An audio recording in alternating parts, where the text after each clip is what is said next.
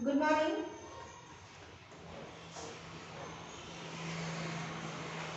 English में कैसे बात करना है और इंग्लिश का ग्रामर जब हम लोग पढ़ते हैं तो उस टाइम हमें किसके आगे क्या लगाना है, स्ट्रक्चर कैसे होना चाहिए, उसके बारे में हम लोग देख रहे हैं।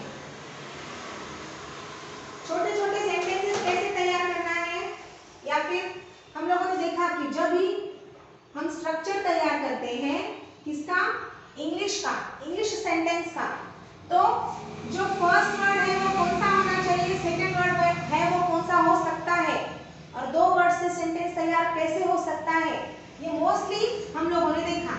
अब देखिए, मैंने फर्स्ट वर्ड की जगह पे आपको कुछ प्रोनाउंस बताए थे, जैसे I, we, you, he, she, it, they, या फिर कोई भी सिंगल सब्जेक्ट, जैसे कि किसी का नाम है सुनील है, अनिल है, अनिता है, प्रणीता है, ऐसे कुछ भी, या फिर कोई डॉग है, कोई ट्री है, और मोर देन वन, मतलब हिमालयस, सॉरी बॉयज, या फिर माउंटेन्स, ऐसे प्लूरल फॉर्म में। तो स्ट्रक्चर जो है उसमें सब्जेक्ट इसमें से कोई भी आ सकता है, और सेकेंड जगह पे मतलब सब्जेक्ट के आगे अगर हमें सेंटेंस तैयार करना है तो हम कोई भी वर्ब, एक्शन वर्ड जो इस सब्जेक्ट को सूट हो सकता है, जैसे कि अगर हमने प्ले लिया तो आई प्ले सूट होगा, वी प्ले सूट होगा, यू प्ले सूट होगा। लेकिन अगर मैंने यहाँ माउंटेन लिया तो माउंटेन प्ले ऐसा सूट होगा या नहीं होगा, अगर होगा तो क्यों होगा, अगर नहीं होगा तो क्यों नहीं होगा। आज हम लोग ये देखेंगे कि जैसे भी क्या ये ही शी इट है, ही शी इट जो है इनके सामने हमें कौन सा वर्ब लगाना है, वर्ब का कौन सा फॉर्म लगाना है, क्या ही प्ले आएगा, शी प्ले आएगा, इट प्ले आएगा, या कुछ और आएगा। इसके लिए हमें पहले एक टेबल देखना जरूरी है। वो टेबल कौन सा है, देखिए,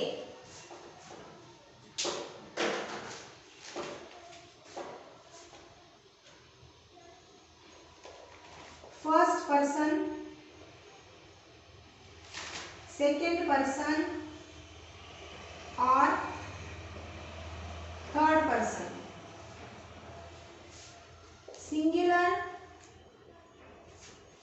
प्लूरल। इसका मतलब है प्रथम पुरुषी, ये है द्वितीय पुरुषी, और ये है तृतीय पुरुषी। एक वचन और ये है अनेक वचन।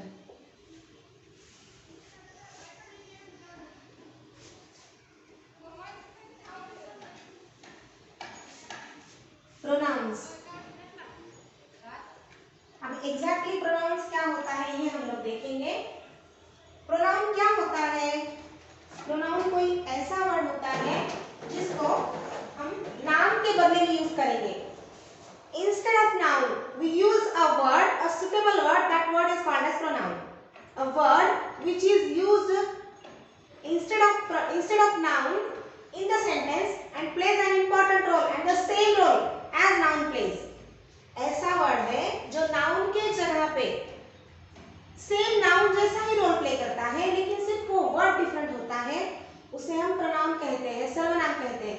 फिर भी नहीं समझ में आया, अगर ऐसे भी मैं भी नहीं पता चल रहा है कि एग्जैक्टली क्या है, तो सिंपल लैंग्वेज में बताती हूँ कि जब कभी भी हम लोग, जैसे हमें एक स्टोरी बताती हूँ मैं, जैसे अगर मैंने बोला कि एक राजा था, यहाँ पे लिखती हूँ मैं, एक राजा था, राजा के कुछ सैनिक थे।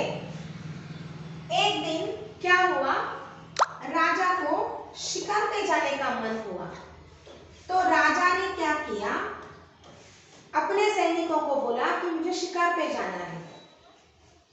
उसके बाद राजा और उसके सैनिक शिकार पे गए।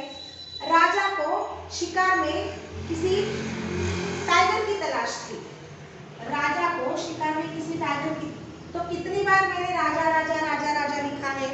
अभी यही स्टोरी अगर हम और एक बार बोलेंगे, देखिए मैं आपको और एक बार यही स्टोरी सुनाती हूँ, उसमें आपको कितना अच्छा लगता है वो देखिए। आपको कौन सी स्टोरी में अच्छा लगता है, इसमें या उसमें? एक राजा था, वो शिकार पे जाना चाहता था। उसने अपने सैनिकों को ये बात बोली, वो शिकार पे चला गया। उसको टाइगर की तलाश थी, वो शिकार करके चला आया। तो मैंने जो पहले कुछ वर्ड्स लिए थे सेंटेंस में, वो सिर्फ राजा राजा, राजा ने राजा, राजा को राजा, इरिटेटिंग सा लगता है सुनने में भी, बोलने में भी। और सामने वाले की जो लैंग्वेज है, उस लैंग्वेज के ऊपर उसकी कितनी पकड़ है, उसका कितना कमांड है, ये ध्यान में आता है। कहाँ से आता है? इस लैंग्वेज से आता है। इसका मतलब राजा के बदले में मैंने उसने उसको इस तरह के शब्द का प्रयोग किया है, इस तरह के वर्ड्स यूज किए हैं। So when we use the words, some words instead of noun which plays the same importance as a noun plays in the sentence. किसी सेंटेंस में जैसा नाउन रोल प्ले करता है, उसी तरह से प्रोनाउन रोल प्ले करता है। उस नाउन के बदले में वो आता है, उस नाउन के बदले में वो आया, राजा के बदले में वो आया है। कोई रानी होती थी तो वो ही आया होगा। हिंदी में राजा हो, रानी हो, या कोई एनिमल हो, या कोई नॉन लिविंग थिंग हो, उसके इंस्टेड ऑफ दैट वो ही आता है, वो। तो इस जैसे अगर इंग्लिश में मैं समझाऊं तो कोई लड़का है, जैसे कोई लड़का है, राम है, तो राम के बदले में ही ले सकती हूँ। कोई लड़की है सीता, उसके बदले में शी ले सकती हूँ। अगर कोई एनिमल है, जैसे डॉग ले लो, उसके बदले में इट ले सकती हूँ। अगर मेरे साथ कोई और है, आई एंड समवन, कोई भी, तो मैं वी ले सकती हूँ। अगर सामने वाला कोई है तो मैं यू ले सकती हूँ। इस तरह से मैं प्रोनाउन यूज कर सकती हूँ। मेरे लिए तो मैं आई यूज करती ही हूँ, मतलब मेरे लिए मतलब हर एक कोई अपने लिए, खुद के लिए आई यूज करता है। तो ये सब बताना इसलिए है क्योंकि हम, जैसे मैंने अभी बताया कि आई प्ले, लेकिन ही प्ले आएगा कि नहीं आएगा? तो फिर ही प्ले क्यों नहीं आएगा, क्या मतलब है उस ही का? इसलिए ये पूरा चार्ट में लिखना है। ध्यान से देखिए, अब ये जो प्रोनाउंस है, ये हम लोग प्रोनाउंस लेंगे। कौन से लेंगे? प्रोनाउंस में फर्स्ट पर्सन, सेकंड पर्सन और थर्ड पर्सन। ये चार्ट में प्रॉपर्ली आप लोगों को समझा के दूंगी, कभी नहीं भूलेंगे आप लोग, कभी नहीं। फर्स्ट पर्सन में हम आई और ये चार्ट में भर रही हूँ, उसके बाद मैं समझाऊंगी कि फर्स्ट पर्सन आई ही क्यों आता है, प्लूरल में वी ही क्यों आता है। जब भी कोई चीज हम लोग उसके रीजन के साथ याद रखते हैं तो वो चीज जिंदगी में कभी नहीं भुलाई जाती, कभी भी नहीं भुलाई जाती है। मंदिर में जाने के बाद हम घंटी क्यों बजाते हैं? अगर ये रीजन के साथ हम लोग देखेंगे क्यों बजाते हैं, आदमी मंदिर में जाता ही क्यों है? क्योंकि बाहर की दुनिया में जो भी शोर है, या जो भी हम लोगों से गलत काम हुए हैं, या फिर किसी ने हम लोगों को कोई तकलीफ दी है, तो हमारा मन जो उदास हुआ होता है, उसे भगवान के चरणों में जाकर हम शांत करना चाहते हैं, इसलिए हम मंदिर में चले जाते हैं। देखिए, उससे दो चीजें होती हैं, एक तो हमारा मन शांत होता है, दूसरा हमें आत्मबल प्रदान होता है, और तीसरी बात हमारा आत्मविश्वास बढ़ता है। तो जब भी हम मंदिर में एंटर करते हैं तो घंटी पहले क्यों बजाते हैं? क्योंकि हम, हमारे मन में जो भी विचार आ रहे हैं, जो भी चल विचल हो रही है, उस घंटी की आवाज से, उस घंटी का जो आवाज घूमता है, उससे हमारे मन की सभी चीजें पहले दूर होती है।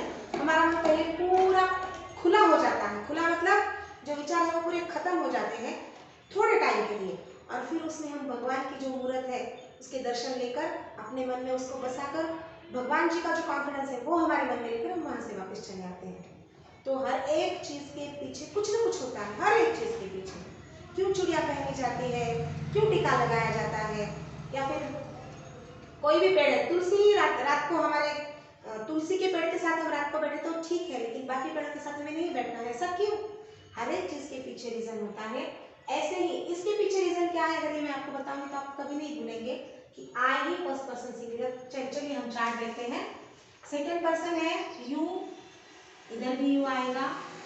थर्ड पर्सन में आएगा इधर ही, शी, इट, और इधर आएगा दे। ये प्रोनाउन का चार्ट है। आई का मतलब ये मैंने बताया था, मैं, वी, हम, यू, तू, यू, तुम, ही, वो, ये मेल के लिए है, कोई लड़का या कोई आदमी है। शी, वो फीमेल के लिए है, कोई औरत है, कोई लड़की है। और इट ऐसे किसी व्यक्ति के लिए जो हमें पता नहीं हो, मतलब हम नहीं